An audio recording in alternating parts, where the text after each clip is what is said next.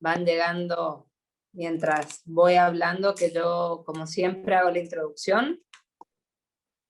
Espero que hayan tenido todos una muy linda Semana Santa y un hermoso domingo de Pascua, antes que nada. Teniendo en cuenta las restricciones que podemos llegar a tener por la situación sanitaria que estamos afrontando, hemos decidido tener la última clase presencial, pero siempre dependiendo justamente de esto que les estoy comentando. O sea, el coronavirus hace más de un año que nos viene dando la posta en realidad de cómo seguir, o sea, qué lineamiento seguir de acuerdo a la presencialidad que todos añoramos, pero que muchas veces no la tenemos posibilitada. Pero bueno, dentro de esto, la última clase sería presencial, si todo, o sea, si está permitido, como seguramente nos pidan, será con cupo. Para lograr asistir a la clase presencial, en la cual va a estar todo el cuerpo docente, más autoridades, y a lo mejor tengamos algunas palabras de despedida por parte de los mismos, va a ser el miércoles 21 de abril. Ya vamos a definir lo que son, lo que es el lugar, el horario, está bien, pero dentro, aguántenme un poquito, tengo la perra ahí que me va a matar.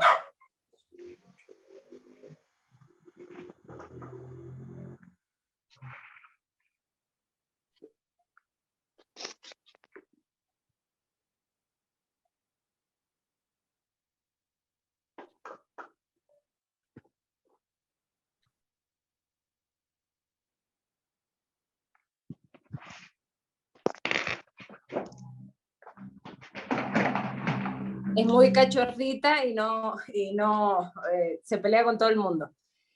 Bueno, en definitiva, este encuentro se lograría, como les dije, el 21 de abril. No sabemos todavía el horario. Todo esto está a definir, pero las inscripciones, o una preinscripción en realidad, la estaríamos haciendo en el día de hoy con la gente que asista inicialmente al Zoom de esta tarde. Así que quienes estén interesados, por supuesto, pueden inscribirse. Verónica les va a tomar todos los datos. Bueno, más allá de eso, ya está Diego acá como para comenzar. Lo vamos a saludar. Hola Diego, ¿cómo estás? Hola, buenas tardes. ¿Cómo está? Hola, Victoria. Bien. Bueno, las clases de Diego están en nuestro canal de YouTube. Por ahí se le ha dificultado verlas, pero lo importante es que ahora Diego va a hacer un pequeño pantallazo general sobre las clases, y lo importante es que las hayan visto o no las hayan visto, tienen que empezar a sacarse dudas, desde el significado de una palabra hasta un concepto general, ¿bien? O sea, esto es fundamental en el día de hoy porque es una clase bastante técnica, entonces para que le saquen el jugo realmente, no dejen de preguntar. O sea, yo creo que es lo más importante. O sea, no hay problema si hay interrupciones, el profe sabe cómo ir manejando. O sea, a lo mejor termina de dar un concepto y pasa a la pregunta, pero no dejen de preguntar porque así lo absorben al máximo y, o sea, a la clase en general. Bueno, bienvenido Diego. te escuchamos. Perfecto. Bueno, nuevamente, buenas tardes a todos. Muy agradecido nuevamente para dar estas clases, así como dijo María Victoria, que son un poco más técnicas. Yo lo que voy a intentar, ¿no es cierto?, es hacer un resumen bien lo más específico y lo más claro posible de esas clases que están subidas al canal, con llevarlo a un idioma que lo podamos comprender todos, más allá de que sean cuestiones bien específicas de lo que es la ciencia económica, ¿no es cierto? Y así como dijo Victoria, por favor, interrúmpanme todo lo que sea necesario. O sea, yo por ahí soy de embalarme bastante y hablo mucho seguido, pero cualquier consulta, sea la que sea, aunque piensen que es una pregunta mínima, insignificante, yo necesito que me lo pregunten y que lo podamos sacar las dudas en forma, a ver, si puede ser así, un diálogo, un ida y vuelta permanente, mejor para mí. De todos modos, yo lo que voy a intentar es exponerlo, ¿no es cierto? Tal vez ahora con palabras un poco más sencillas de lo que fueron las clases. A ver, en principio, yo soy docente de la universidad y por ahí puedo haber sido un poco más palabras técnicas o palabras que por ahí uno piensa que las tienen incorporadas ustedes, pero cualquier duda de concepto, de significado, estoy para que poder sacar todas las dudas que tengan. Ustedes desbloquean el micrófono y me dicen, Diego, tengo una pregunta, y ahí mismo vamos haciendo el intercambio. Para comenzar así, en forma... A ver, no sé si alguien quiere arrancar con una pregunta, porque si no ya arranco yo y les voy planteando, y de última, si van surgiendo preguntas, las vamos sacando. La idea mía es, como les dije, hacerles un pantallazo de todo lo que está subido, como que lo puedan ver un poco más real y que lo puedan aplicar obviamente también a sus organizaciones, que en definitiva es el objetivo, ¿no es cierto? Que tengan como la posibilidad de tener en cuenta estos aspectos contables e impositivos, ¿no es cierto?, que afectan a todos, o sea, a todos, ya sea personas humanas o instituciones o empresas en general, ¿no es cierto? Entonces, mi objetivo es ese, ¿no es cierto? Y como les dije, repito, pregunten, no tengan, ¿cómo se llama?, ninguna limitación para hacerme la consulta. Bien. A ver, como estos dos aspectos, que son el aspecto contable y el aspecto impositivo, dentro de lo que sería, a ver, cómo hacernos la pregunta. Las instituciones o las organizaciones deben llevar contabilidad desde el punto de vista contable, ¿no es cierto? Es obligatorio que tengan contabilidad y que tengan que hacer un balance. Esa es la primera pregunta del aspecto contable. Y después la otra pregunta, desde el aspecto impositivo, ¿tienen estas entidades sin fines de lucro, tienen que inscribirse en la FIP, tienen que pagar impuestos, están sujetas a que la FIP venga, les golpee la puerta y les diga, tienen que pagar el impuesto a las ganancias? Ese es el planteo principal de lo que yo quiero que tengan claro a través de todas estas clases que se han subido, y de, ¿cómo se llama?, y llegar a la conclusión de que las entidades sin fines de lucro están obligadas en las dos preguntas que yo he hecho. Por un lado, vamos a arrancar con la parte de los balances, ¿no es cierto? Si nosotros nos preguntamos, ¿una entidad sin fines de lucro tiene que confeccionar un balance? Y la respuesta es sí. Y eso está justificado, ¿no es cierto? Yo les había puesto, a ver, les voy a compartir una pantalla para que la vean. A ver si la pueden ver.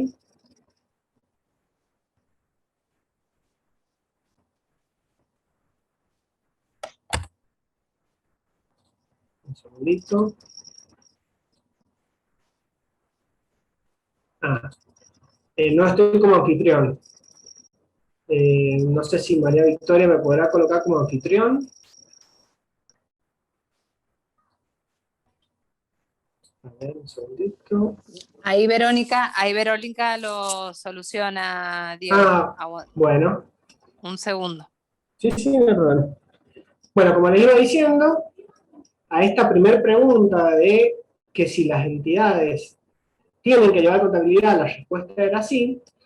Obviamente que esto tiene un fundamento legal y en lo que fue la presentación, que ahora sí Diego, puedo... ya estás como anfitrión. Muy bien, gracias.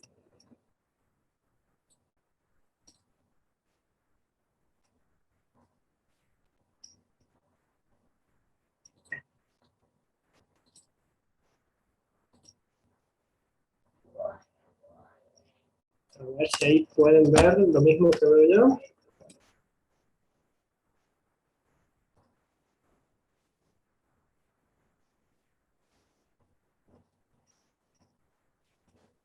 Hay que darle un ratito y da... Bien, Ahí está. ahí me parece. Ahí está, ahí está.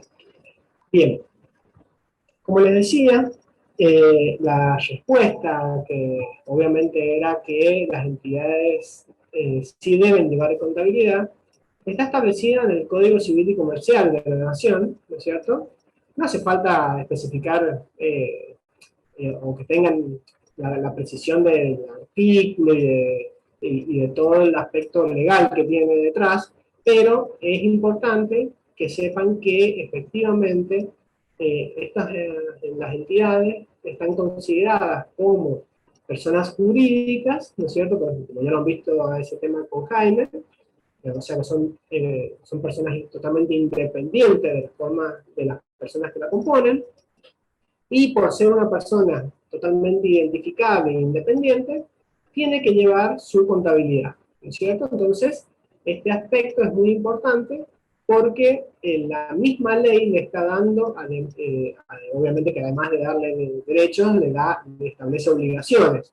Y una de las obligaciones que tienen las entidades es de hacer una presentación de sus balances anualmente. ¿Qué trae aparejado hacer el balance de estas entidades? Que se requiere un montón de información, ¿no es cierto?, que se va desarrollando a lo largo del año. A ver, tengamos en cuenta que los balances siempre son anuales, ¿no es cierto? Y por lo general, de acuerdo a cómo se coloca en el estatuto, por lo general cierran el 31 de diciembre, ¿no es cierto?, coincidente con el año calendario. Entonces, acá obviamente que la participación desde la entidad, ¿no es cierto?, va a ser juntar toda la documentación, juntar la información para que venga el contador y pueda confeccionar ese balance. ¿Qué información es la que se va a necesitar para armar el balance? Eso está, a ver si puedo pasar la primera siguiente, está en esta representación donde dice documentación respaldatoria.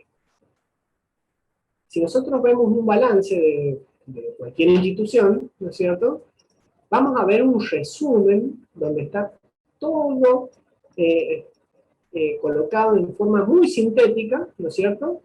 Ya vamos a ver, les voy a hacer un pantallazo de cómo se lee un balance, o sea, qué contiene un balance, pero esencialmente lo que hace es resumir todas las operaciones que se han desarrollado durante el año, ¿no es cierto?, en ese papel que vamos a tener, que lo que sirve es para ver, en definitiva, cómo le ha ido a la institución durante ese año que estamos analizando. Entonces, ¿qué es lo que me interesa que ustedes reciban y lo importante de la participación por parte de la entidad. Es importantísimo que se tenga todas, yo le llamo operaciones, ¿no es cierto? Todas las operaciones que realice la entidad documentadas. ¿Y a qué llamo yo operaciones? Cualquiera sea el que genere un flujo, o sea, que haga que salga dinero o ingrese dinero a la entidad. A ver, puede ser desde contratar a alguien, a un plomero porque se rompió las instalaciones de la institución, ¿cierto? Se contrata a un especialista y se le paga, ¿no es cierto? Entonces, ahí tenemos dos posibilidades de cuáles serían la documentación que vamos a tener que me respalde esa operación, que es, cuando nosotros le entreguemos el dinero, nos va a dar un recibo.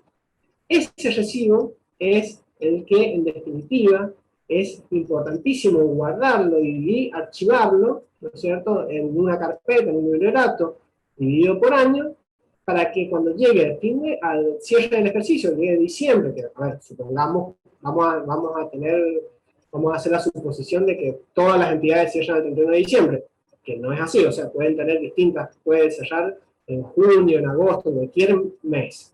Pero supongamos, lo hagamos en forma genérica para que no sea un poco más simple. Yo tengo que juntar todos los recibos, ¿no es cierto?, de los pagos que he efectuado, sea quien sea, cuando ha ido a una librería a comprar papel, ¿no es cierto?, o lapiceras o cualquier insumo que necesite la entidad, ¿no es cierto?, ahí más que un recibo vamos a recibir una factura o un ticket, ¿no es cierto?, por parte de la librería. Entonces, fíjense que todos esos comprobantes que vamos recibiendo son los que en definitiva, después, cuando el contador reciba toda esa carpeta con comprobantes, los va a procesar, ¿no es cierto?, los va a meter a un sistema contable, que eso, obviamente, eso no tienen por qué conocer cuál es la mecánica, porque para eso está el profesional que es el que ha estudiado para hacerlo, va a hacer este resumen de todas esas operaciones. Bueno, yo les he hablado solamente de pagos que hace la institución, pero también tenemos que tener documentado o tener los comprobantes de todo el dinero que ingresa también a la institución. Supongamos, en una entidad donde hay una cuota mensual a los asociados, ¿no es cierto?, ahí el flujo el dinero ingresa a la institución. Entonces, la institución es la que le va a dar al asociado, ¿no es cierto?, un comprobante un recibo de que pagó la cuota. Entonces, otra información que vamos a tener que tener guardada para ver cuáles han sido todos los ingresos de dinero que ha tenido la institución. Fíjense que yo acá estoy hablando siempre, y lo estoy simplificando, que lo que marca que hayan operaciones es el ingreso o la salida de dinero. En definitiva, es lo que tienen que tener bien fijado, de que cada vez que haya una salida de dinero o un ingreso de dinero, vamos a tener que tener un papel, ¿no es cierto?, que es el que va a respaldar esa operación, que es la que en definitiva necesita el profesional que va a hacer el balance. Entonces, a ver, a mí lo que siempre me gusta como recalcar es que hay que ser muy ordenado con todas las operaciones que se realicen. Obviamente que seguramente dentro de cada organización va a haber un área administrativa que es la que se va a encargar, ¿no es cierto?, o la persona que está a cargo de la institución, que es la que va a tener a cargo esta tarea, o, ¿no es cierto?, la puede delegar, pero en definitiva tenemos que tener bien claro que cada operación que se realice dentro de la entidad tenemos que documentar. Fíjense que yo le he puesto como ejemplo facturas de compra, facturas de venta, porque, a ver, también puede ser, y se puede dar, que hayan instituciones que presten servicios y que tengan que facturar, ¿no es cierto? En ese caso, cuando presta un servicio de institución y recibe el dinero por esa prestación, tiene que emitir una factura. Esa factura también tiene que estar guardada, por supuesto, como les he dicho, en un bibliorato o en alguna cajita que tengamos destinada a tener todos estos comprobantes. Recibos de pago, y eso es cuando efectuamos los pagos, y recibo de cobranza cuando recibimos el dinero. Y acá le pongo etcétera porque pueden haber distintas posibilidades. A ver, están los recibos, lo que se le llaman usares, esos que vienen preimpresos y que se va colocando en función de cuál sea, ¿no es cierto?, el servicio que se preste o que se esté recibiendo, ¿no es cierto?, porque también es habitual, así como yo les comenté, de que si contratamos, por ejemplo, a un plomero que venga a arreglar las instalaciones de la entidad y le vamos a pagar y le pedimos que nos dé un recibo, tal vez esa persona no tenga para darnos un recibo porque no tiene la obligación, ¿no es cierto? No está formalmente obligado a emitirla. Entonces, es importante por ahí tener esos recibos y hacerlo, o sea, desde la institución, hacer como si la otra persona nos lo estuviera que firmar para que quede constatado de que ese servicio fue prestado. Eso, a ver, estos son tips que les doy porque, en definitiva, como les decía, lo importante es que tengamos siempre algún papel, ¿no es cierto?, que respalde esa operación. A ver, no necesariamente tiene que ser ese preimpreso, ese que ya viene, el que se compra en las librerías. Lo pueden hacer así, simplemente a puño y letra, donde diga que recibí de la institución tanto de dinero de los sanitarios en tal fecha, y lo firma la persona que prestó el servicio, ¿no es cierto? Entonces fíjense que de esa manera la institución se queda con un comprobante, como lo llamo yo, ¿no es cierto?, donde cuando venga el contador va a tener la posibilidad, ¿no es cierto?, de saber que se hizo esa operación y no dejar de colocarla dentro de este resumen del balance. Profe, disculpe Sí, que lo moleste. Le hago una consulta. sí. ¿Cuál es la formalidad del recibo frente a una persona como oficio, como por ejemplo plomero, albañil? ¿Qué información tiene que tener para que sea legalmente, concurso legal el documento? ¿Tiene que Bien, estar con alguna información precisa? exactamente. A ver, en principio, eh, eh, a ver, ese profesional debería emitir una factura. A ver, vamos a hacer esto sería lo que la FIP exigiría, ¿no es cierto? Pero sabemos que no es el caso de la mayoría, o que pueden haber casos que no tienen o que están en proceso de emitirlo. Entonces, esos recibos que yo les comentaba, lo que tienen que tener indefectiblemente, lo que no puede faltar es nombre, apellido completo y número de DNI, más la firma, por supuesto.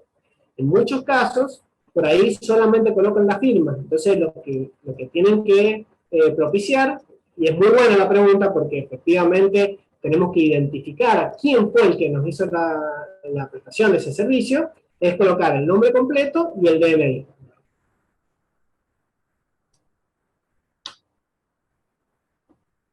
Bien, yo no sé si alguien más tiene así alguna duda. Sí. Muchísimas gracias. A ver, ¿podría repetir que se entrecortó? No,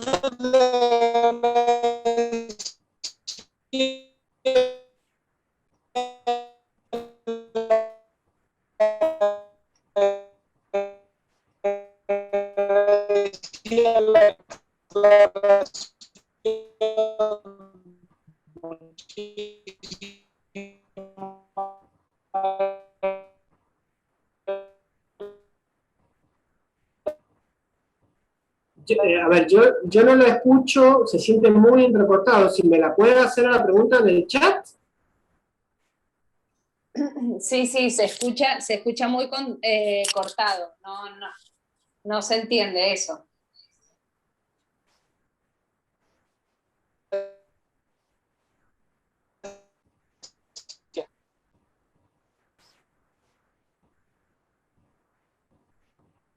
Por ahí son las conexiones de internet, por ahí son muy bajas la conexión y el sonido no llega.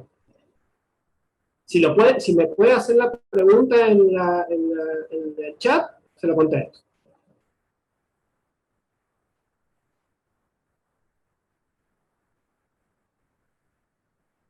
Bien, a ver, mientras va escribiendo la pregunta,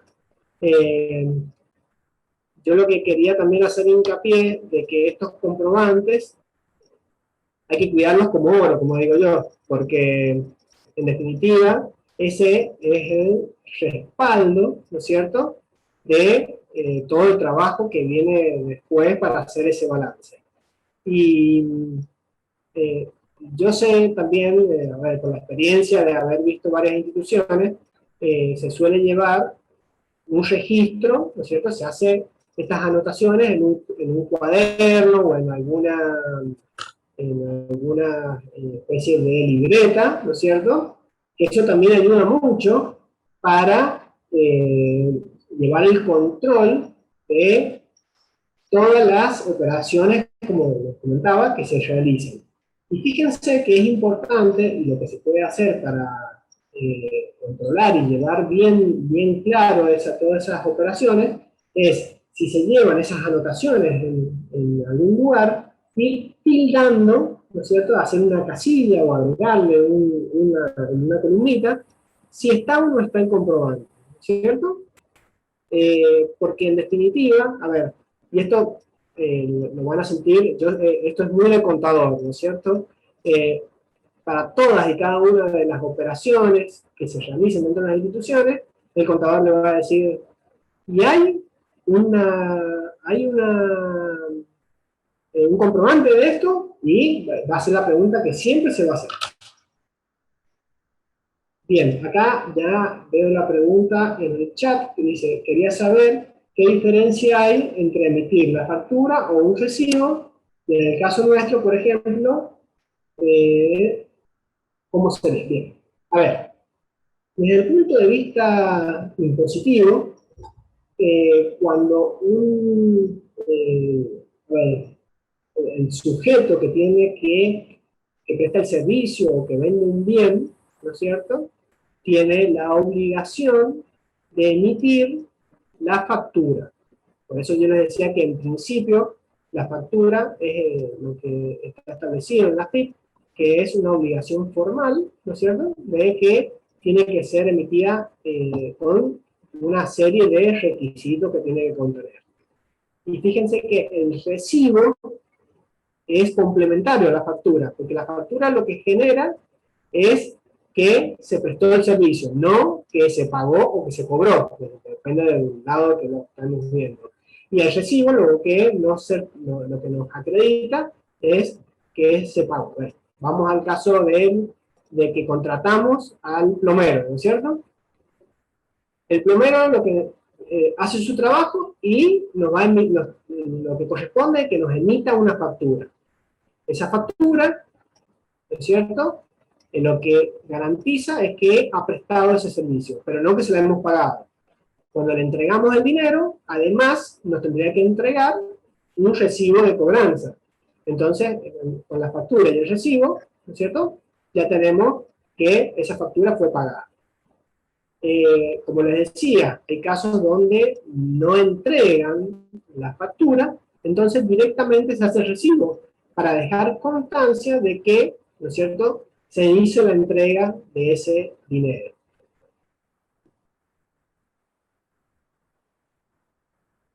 Bien, después, desde el punto de vista, ahora lo veamos desde la institución. Vamos al caso de que una institución presta algún tipo de servicio. Y esto ya vamos a verlo ya específicamente cuando veamos el aspecto impositivo. Pero las instituciones que no tienen fines de lucro, que son entidades sin fines de lucro, en principio no tienen que emitir, no están obligadas a emitir facturas. ¿Por qué? Porque si el objetivo es no generar ganancias que se van a repartir entre los asociados, sino que siempre ese dinero que se genera en la asociación va a ser para el beneficio de todos los asociados dentro de la misma institución, la entidad no está obligada a emitir facturas. Y hay excepciones que sí va a tener que emitir facturas, que es que realice alguna actividad, ¿no es cierto?, que no esté vinculada con este fin de que vuelva a ingresar el dinero de la entidad, sino que sea para un fin específico, ¿no es cierto?, que en definitiva, por esa prestación de dinero se está obteniendo un fin de lucro para determinada sector, ¿no es cierto?, o parte de la entidad. Entonces, cuando sean esos casos donde sí se generan, hay fin de lucro, la entidad debe emitir esa factura, ¿no es cierto? Y el otro caso que también se exige es que cuando el receptor de ese servicio requiera la factura por alguna cuestión legal, ¿no es cierto? Son excepciones, pero podría darse que las entidades, o sea, en general, las entidades podrían no emitir facturas, pero hay casos donde sí tienen que emitir.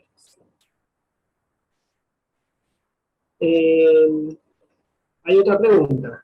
Todos los balances y cierre de ejercicio y libros, ¿es necesario que los firme un profesional o los puede firmar el representante legal de la institución o de una fundación?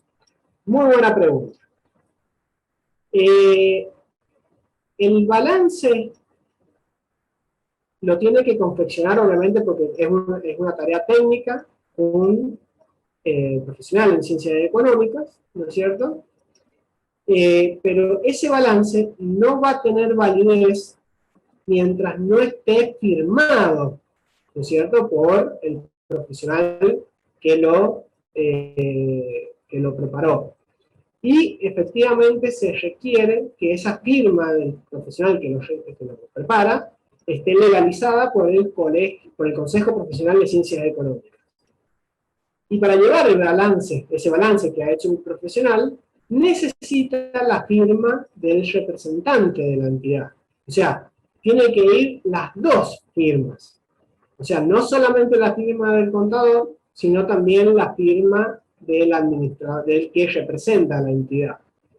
Entonces, es muy importante la pregunta porque si no tiene las dos firmas y no está legalizado por el Consejo Profesional, no tiene validez ese balance. ¿Y por qué necesitamos que ese balance sea válido? Porque ese balance, en definitiva, para ver la segunda parte, que es la parte impositiva, es la que vamos a tener que presentar a la FIP. Y eso es, en definitiva, lo que nos interesa de que tengamos un balance que sea, o sea, que cumpla con todas las formalidades legales y técnicas para poder cumplir el fin que es que la FIP esté todo al día. Y ya vamos a ver por qué tenemos que estar en la FIP al día.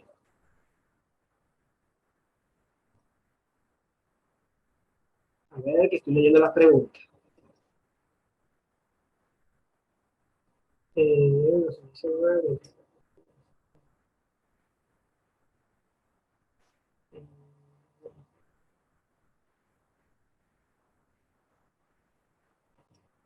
Bien.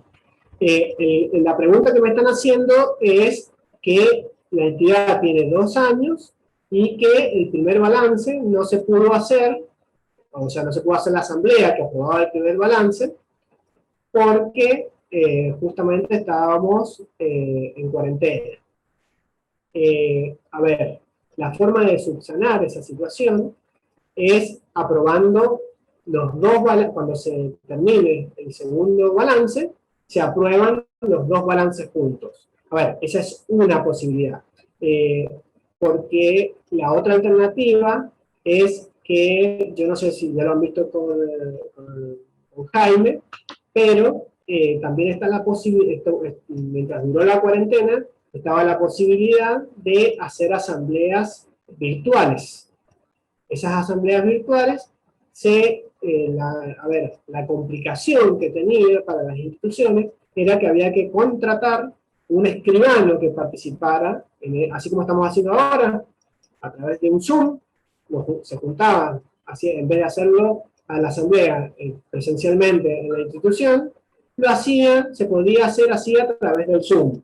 Pero la particularidad que tenía era que debía participar un escribano. Cuando, obviamente, tiene que participar un escribano, se encarecen los costos porque, obviamente, que el escribano tiene que cobrar. Y, a ver, yo tengo entendido de los que cuando se estuvo averiguando, para hacer esas asambleas virtuales, lo que decidieron, por el costo que tenían porque no podían afrontar el pago del escribano, fue posponer esas asambleas para cuando se pudieran hacer presenciales. Y cuando se hacían presenciales, ¿no es cierto?, se trataban los temas que no se habían podido tratar por la cuarentena.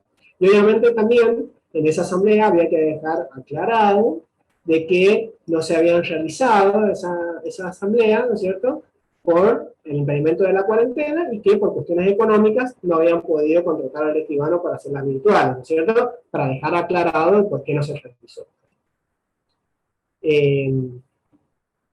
A ver, tengamos en cuenta que el tema de coronavirus ha generado varios inconvenientes, ¿no es cierto?, en varios aspectos, e inclusive también para hacer los balances. Recordemos que durante el año pasado, gran parte del año no podían ir los profesionales, no podían ir a las instituciones. A ver, ni las instituciones podían abrir, ni los profesionales en ciencia económica los contadores podían ir a las instituciones. Entonces, fíjense que ha habido un retraso generalizado, ¿no es cierto?, de estas tareas y estas labores que se tienen que hacer. Entonces, pero obviamente que el sentido común nos dice que todas las trabas que han habido han sido por cuestiones fuera de la institución y fuera de los contadores, obviamente. Bien. Continuando yo les había dicho que era muy importante tener el balance para la FIP, pero también es muy importante tener el balance para llevarlo a Inspección General de Personas Jurídicas, así como estaba bien hecha la pregunta consultando de que no se había podido hacer el balance. Porque, a ver, ustedes han sentido nombrar que Inspección General de Personas Jurídicas de San Juan es el órgano de control, que es el que le dio nacimiento a las entidades, ¿no es cierto?, y que después les hace un seguimiento anual, o sea, que las instituciones estén al día en todos los aspectos legales. Todo es lo que han visto con el doctor Jaime. Si se fijan, uno de los requisitos para poder celebrar las asambleas es llevar el balance, el libro inventario y el libro caja. 3 elementos que son contables. Fíjense que para cumplir un aspecto jurídico hay que tener preparado y armado el balance, pasar ese balance al libro que tiene que estar rubricado por la entidad, y el libro caja. Que fíjense que el libro caja es lo que yo les decía que eran esas anotaciones de las salidas y los ingresos de dinero, ¿no es cierto? Que a su vez, lo que he hecho mucho hincapié, es que cada una de esas anotaciones tenga un comprobante que lo respalde, ¿no es cierto? Bien, entonces, fíjense la importancia que tiene toda la contabilidad, en definitiva, porque al cierre del ejercicio, cuando termine el ejercicio, se arma la contabilidad y toda esa información hay que presentarla, por lo menos, en 2 instituciones. Una, personas jurídicas, y la otra, la FIP, ¿no es cierto? Y ahora pasemos, a ver, no sé si les ha quedado claro un poco el concepto de lo que es los aspectos contables. O sea, yo lo que les quería transmitir es la importancia que tiene la contabilidad, ¿no es cierto?, dentro de la institución, que por ahí uno piensa que se puede delegar, ir delegando, pero cuando por algún motivo, por ejemplo, que es lo que yo he visto en la práctica y en la realidad, los clubes deportivos, hace un par de años salieron unos programas donde a los clubes deportivos venía un programa del gobierno donde se podían techar, ¿no es cierto?, los playones o donde se desarrollaba la actividad, ¿no es cierto? Y dentro de los requisitos que establecían para poder recibir ese beneficio, era que estuvieran al día, ¿no es cierto?, tanto en persona jurídica como en la FIP. Entonces, fíjense que muchas instituciones, muchas entidades deportivas no pudieron acceder al beneficio porque les faltaba, o sea, no habían estado delegando este aspecto contable e impositivo, ¿no es cierto?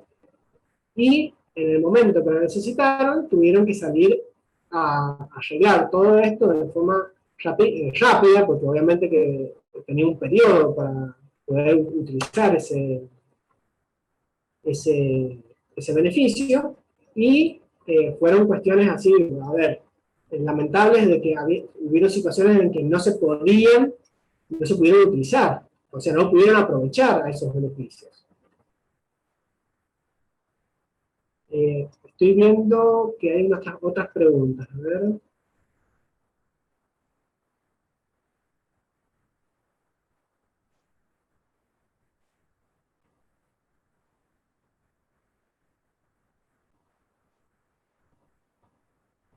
Preguntan, dice, antes en el municipio había un profesional contador a disposición de las instituciones en forma gratuita. A ver, eso no estoy al tanto de que esté vigente. De todos modos, a ver, eso es una problemática, porque obviamente que los contadores, cuando trabajan en las instituciones sin fines de lucro, obviamente tienen que tener, algún vínculo o algo, porque en definitiva, somos conscientes de que el trabajo que se realiza o se cobra muy poco o se dona, ¿no es cierto?, el trabajo por parte del contador. Pero muchas veces, conozco la problemática de que no se consiguen los contadores para las instituciones. Muchas veces se recurren a los mismos fundadores o los mismos que tienen como, depende de que yo lo estoy generalizando, pero cada institución sin fin de lucro tiene distintos aspectos que abarcan, ¿no es cierto? Y en algunos puede estar en contacto con contadores y en otros no. Entonces,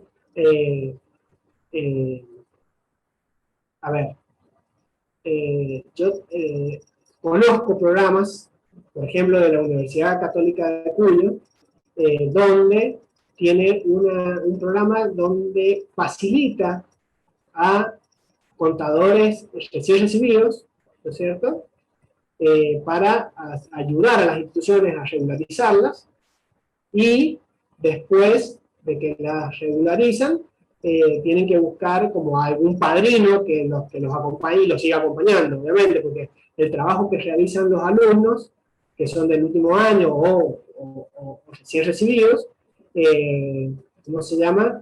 A veces continúan ayudando a la institución y otras veces no. Entonces, no es una solución permanente, pero por ahí esas ayudas tienen una importancia. Con María Victoria estábamos averiguando sobre estos aspectos para ver cómo si están funcionando todavía, y vamos a tener como una respuesta próxima para tener claro, ¿no es cierto?, si existen actualmente esas ayudas por parte de contadores que estén o sea, que tengan la vocación de ayudar a las instituciones sin fines de lucro. A ver, acá me están colocando que por ahí los honorarios de los contadores son elevados. Y bueno, entonces, yo sé que es un problema para las instituciones y, en definitiva, ¿cómo se llama? Tenemos que tener en cuenta o buscar la posibilidad de encontrar los contadores, porque a ver, yo les voy a decir desde el punto de vista personal, ¿no es cierto? Yo, además de que me intereso en dar la formación, ¿no es cierto?, para lo que son las entidades sin fines de lucro, yo también tengo la posibilidad, en mi trabajo, en mi estudio, tengo algunas asociaciones que lo hacemos obviamente ad honorem, pero eso pasa también muchas veces por las cuestiones del vínculo que tenemos con estas entidades, ¿no es cierto? Entonces, por eso digo que por ahí, yo sé que es difícil encontrarlos, pero se pueden encontrar los profesionales que ayuden a estas instituciones, ¿no es cierto? Y que en definitiva pueden haber programas, como han manifestado, del municipio, de las universidades o de alguna otra organización que nuclee a profesionales y que presten ayuda. O sea, eso habría que profundizar un poco y encontrar por ahí cuáles serían los profesionales que están dispuestos, ¿no es cierto?, a dar esa colaboración. Sigo leyendo las preguntas. Coincido totalmente de que hacen acá un comentario de que muchas veces la recaudación no llega a pagar los honorarios profesionales, y eso me consta y estoy totalmente al día con eso, porque lo veo el día a día. Bueno, a ver, quiero pasar al aspecto impositivo, porque no quiero, ¿cómo se llama?, que solamente quede esto del balance como esta obligación y esta complicación, porque tenemos otra más, lamentablemente, que es la FIP. Y este es un aspecto que, a ver, yo no quiero entrar en aspectos muy técnicos, ¿no es cierto?, pero me interesa que tengan como la dimensión, ¿no es cierto?, del problema. Ahí estoy sintiendo como, no sé si me están haciendo una consulta o es un sonido. Me parece que es un sonido externo, ¿no? De una pregunta, no sé. Bien. Continúo, entonces.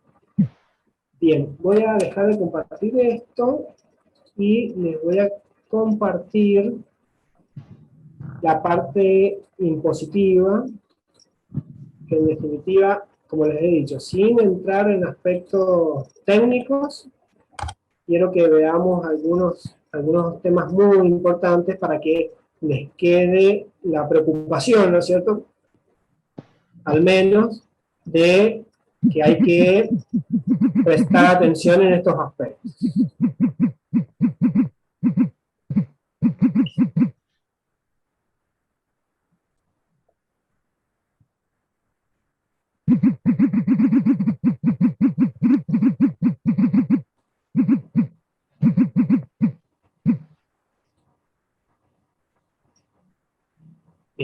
Bueno, les agradezco mucho las preguntas porque han sido muy enriquecedoras, muy buenas,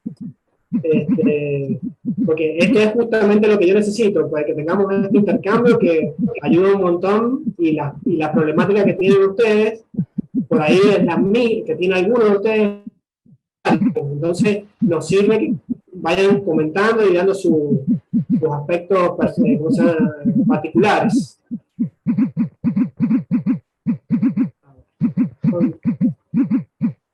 Contigo. Bien. Así como nos hicimos la pregunta de el tema de que si la institución, esta sin fines de lucro, tiene que llevar contabilidad, tiene que hacer balance, nos tenemos que preguntar, ¿no es cierto?, ahora, si las instituciones son sujetas de deberes impositivos. ¿Qué significa esto? Si una entidad sin fines de lucro va a estar bajo el ámbito de la FIP, en el sentido de que se considera o no se considera un sujeto del impuesto. A ver, todos estos términos por ahí son demasiado técnicos, pero, a ver, ¿hay que cobrarle impuestos a una entidad sin fines de lucro? Esa es la pregunta general, ¿no es cierto? Un poco más simplificada. Y la respuesta es sí. Nuevamente, la respuesta es no muy satisfactoria, pero tenemos que tener en cuenta de que cuando la ley de los impuestos nos dice a quiénes se le va a cobrar el impuesto, lamentablemente las instituciones sin fines de lucro están incluidas. Ya vamos a ver después que hay una posibilidad de que no los paguen los impuestos. Pero en la primera pregunta, ¿están alcanzados por el impuesto? La respuesta es sí. Entonces, acá es donde quiero que tengan muy presente de que a dónde está la clave para que la institución no pague impuestos. Porque, en definitiva, no tiene lógica de que una entidad sin fines de lucro tenga que pagar impuestos. Obviamente, eso no le cabe en la cabeza a nadie. Pero, obviamente, desde el punto de vista legal, no es tan así. A ver, estoy viendo acá que están haciendo algunas preguntas. Se hace caso con un contador.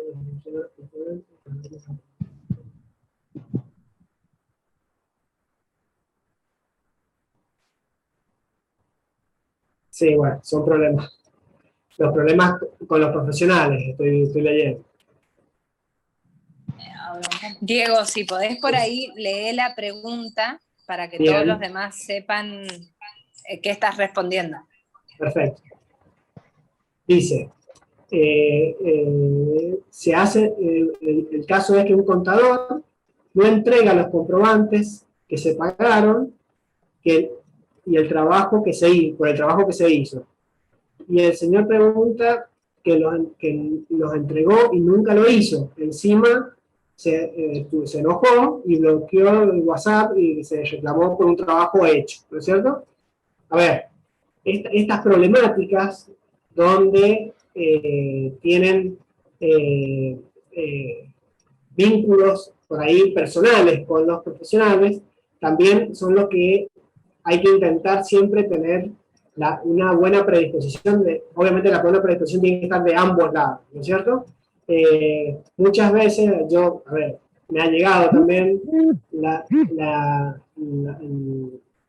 los comentarios de que el contador se enoja porque, como lo está haciendo, este no es el caso, porque en este caso parece que se pagó el trabajo del profesional, de que cuando el contador no cobra por su trabajo, ¿no es cierto? Muchas veces como que no se le puede exigir. Y esto es una cuestión que se tiene que regular por las dos partes, ¿no es cierto? Esto es una colaboración mutua, digamos, porque en definitiva pasa por ahí por una cuestión de buenas costumbres o de buenas relaciones entre las personas. Obviamente que nos vamos a encontrar con muchísimas situaciones, pero, mi recomendación es siempre tener la mejor predisposición tanto desde la institución como por parte del contador. Si lamentablemente no encuentran un contador que tenga esa predisposición, habrá que buscar otro y encontrar alguno que sea adecuado para el trabajo, ¿no es cierto? Que puedan satisfacer las dos situaciones. Otra consulta. Se consulta respecto del periodo de una institución. ¿Cuánto es el plazo máximo para el cambio de una comisión? A ver, el tema de los cambios de las comisiones dentro de cada institución, hay que ver lo que está establecido en el contrato o en el estatuto, ¿no es cierto? Y en definitiva, esto seguramente lo han visto con Jaime, hay límites establecidos pero en definitiva, lo que diga el estatuto es el plazo en el cual se tienen que, o sea, siempre hay que recurrir al estatuto para ver cada cuánto se reemplaza la comisión. Vení para acá. Dice otra pregunta. Nosotros hicimos una entidad sin fines de lucros y hicimos la excepción de ingresos brutos y AFIP. Bien, a eso es lo que quiero llegar. Ya les voy a dar las especificaciones de cómo hacer que no se pague impuestos. Otra consulta es, una institución sin quit institucional, ¿cuál es el alcance que tiene en base a la falta de quit? Perfecta la pregunta. Este trámite que tiene que autorizar son para siempre. Bien, buena pregunta, ya la vamos a contestar. Y otra pregunta sería, ¿cuál es el alcance que tiene una vez tenido el quit institucional? ¿Qué otras cosas se pueden hacer con la quit? Bien. A ver, voy a volver a la presentación.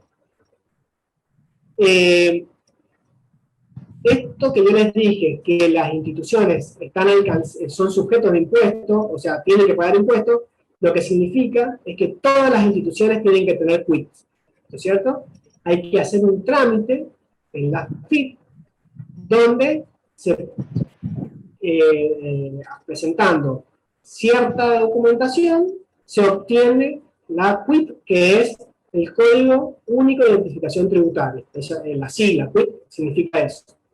Donde, con ese, a ver, si lo pensamos como si fuera una persona, como les he dicho, una persona jurídica, sería el DNI, ¿no es cierto? Nada más que vinculado con los impuestos. O sea, es lo que identifica a una entidad o, en el caso de las empresas comerciales, a una empresa comercial. Fíjense que en este caso, estamos tanto una empresa comercial, que no es una entidad sin fines de lucro, por el contrario, las entidades sin fines de lucro no tienen el objeto de generar, ¿cómo se llama?, de repartir las ganancias, como si las tienen las comerciales.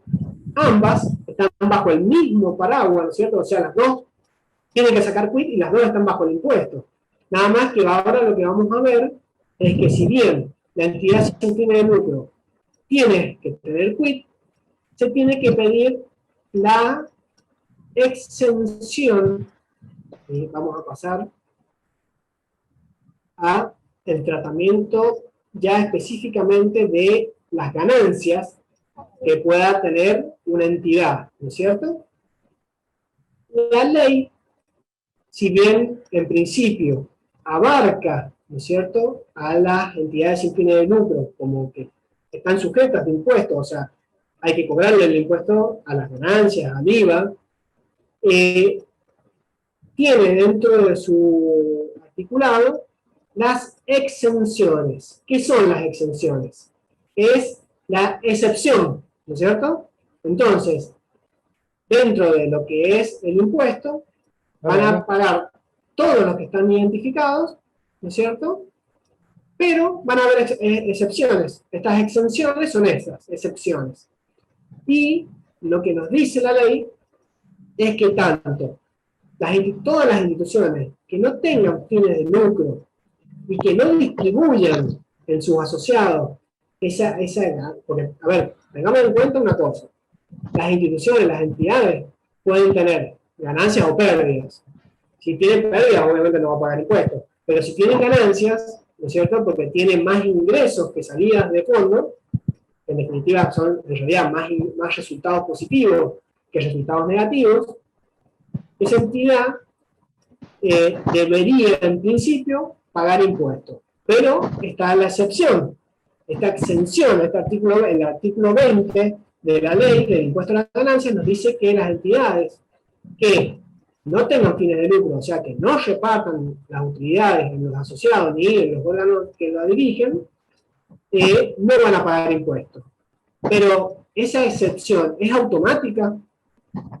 Yo lo había aclarado acá. No es automática. Hay que pedirla. Y para pedirla hay que cumplir ciertos requisitos, ¿no es cierto? Entre ellos, entre los requisitos que nos piden para poder no pagar el impuesto, está presentar el balance, que, y volvemos al principio, ¿no es cierto?, a la importancia de tener los balances confeccionados y aprobados por la institución.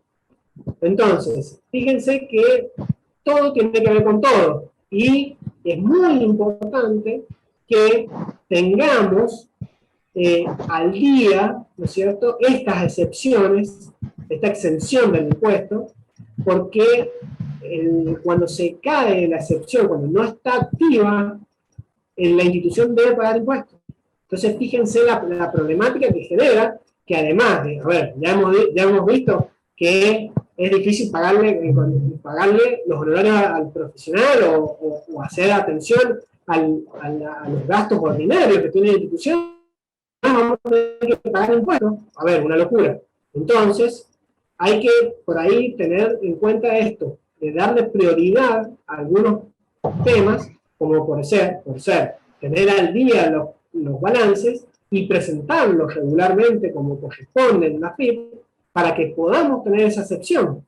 Porque si no, es un problema muy grande de que no se tenga, o sea que por un problema de no tener el balance y de no presentarlo, tener que pagar impuestos. Voy a volver a las preguntas,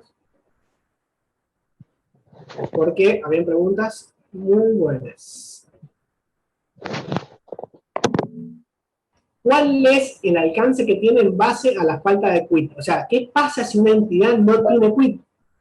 Es un problema muy grande que no tenga quit la entidad. Primero, porque está incumpliendo una obligación, ¿no es cierto? Que ya hemos visto que la ley establece que tienen que estar inscriptos, porque están alcanzados por los impuestos. Entonces, ante el caso que yo di como por ejemplo, de ejemplo, que salga un beneficio a una institución por parte del gobierno, por ejemplo, lo primero que van a tener que presentar es identificar la entidad. ¿Y cómo se identifica? Por el nombre y por el quit. Y si no tiene quit, ya está, ya tenemos un problema, no va a poder acceder a ese beneficio, porque ya tiene un incumplimiento que obviamente que si no lo cumple no va a poder acceder a un beneficio.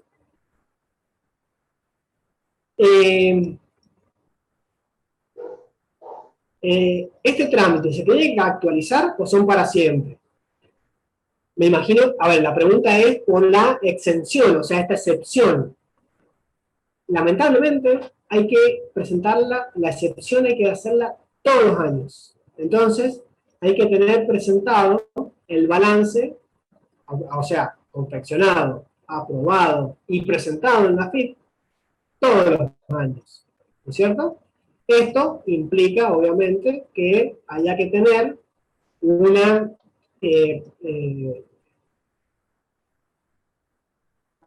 prioridad a estos temas que son, muchas veces pasa que tal vez no lo necesiten durante un tiempo, pero por ahí surge una posibilidad o una necesidad y, en definitiva, también no quiero que las instituciones o las entidades, fundaciones, lo que sea, que no están al día, que tal vez no están regularizadas hoy en día, tampoco es un problema máximo. Sí es un problema, porque tienen que procurar, ¿no es cierto?, regularizarlas, pero efectivamente hacerlo es algo para mí esencial para que la institución pueda funcionar de la mejor forma posible. Una consulta. Sí. Hola. Sí, Diego, sí, lo escucho. Mira, yo represento a dos instituciones, Asociación de Fibromialgia San Juan, la Asociación de Lucha por la Fibromialgia y una Unión Vecinal del Valle Marcó. Una de ellas ya se hizo la inscripción en AFIP y en Senta con el impuesto de ingresos brutos. No me solicitaron el balance, tal cual vos lo decís, en la inscripción. Yo incluso antes solicitaban dos escribanos para certificar el domicilio. Eso lo tenés en cuenta, ¿no es cierto?